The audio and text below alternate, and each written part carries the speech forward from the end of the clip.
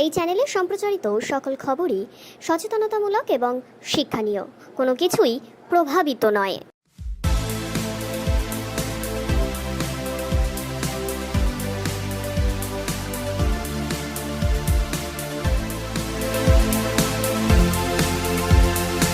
আরজিকর কাণ্ডের প্রতিবাদে ক্রমশই রাজ্যের গণ্ডি ছাড়িয়ে দেশের গণ্ডিও পার হচ্ছে। আরজিকর কাণ্ড নিয়ে ক্রমশই চারিদিকে উত্তপ্ত হচ্ছে পরিবেশ। একের পর এক জায়গা থেকে রাত দখলে নামছেন সাধারণ মানুষ, সেলিব্রিটি থেকে শুরু করে সকলেই এই প্রতিবাদ মুখর মানবিকতা নিয়ে নামছেন পথে। তেমনি আজ আবারও উত্তরবঙ্গে দেখা গেল একই চিত্র। গতকাল রাত্রে উত্তরবঙ্গে আবারও দেখা গেল 14ই আগস্টের মতোই রাত দখলে নামতে। জলপাইগুড়ি জেলার মানুষজনদের দেখা গেল রাত দখলে পথে নামতে। জলপাইগুড়ি ও ধূপগুড়ির মহিলারা নামলেন পথে। 15ই আগস্ট রাতের পর আবারও রবিবার রাতে জলপাইগুড়ি রাজপথে নামলেন শহরের মহিলারা। অন্যদিকে ধূপগুড়িতেও একই ছবি। এদিন রাতে শহরের বিভিন্ন অলিগলি পরিক্রমা করতে দেখা যায় বিক্ষোভকারীদের। এরপর সেখানে হাতে মোমবাতি নিয়ে খানিকক্ষণ পথ অবরোধ করে কর্মসূচি শেষ করেন তারা। এভাবেই তারা তাদের কর্মসূচি সম্পন্ন করেন এবং এমনটাও সেই কর্মসূচির মাধ্যমে তারা জানিয়ে দেন পরবর্তীতে যদি সুবিচার না পাওয়া যায় তবে আবারও পথে নামবেন তারা।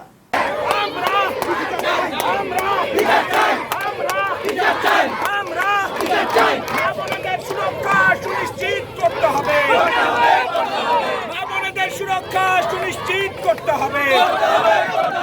দাবি এক দফা এক। এই 10 লক্ষ টাকা দিয়ে ডাক্তারের মান কেনা যায়নি, যাবে না। এই 10 লক্ষ টাকা দিয়ে ডাক্তারের মান কেনা যায়নি, যাবে না।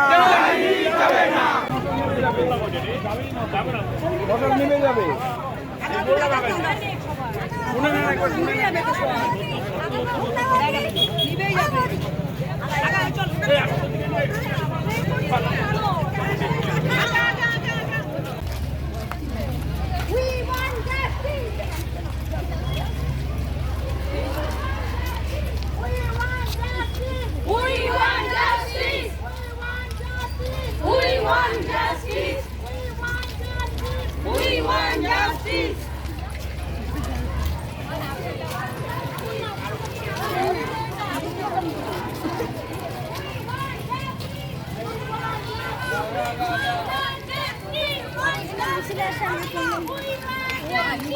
আস্তে আস্তে লাগবে।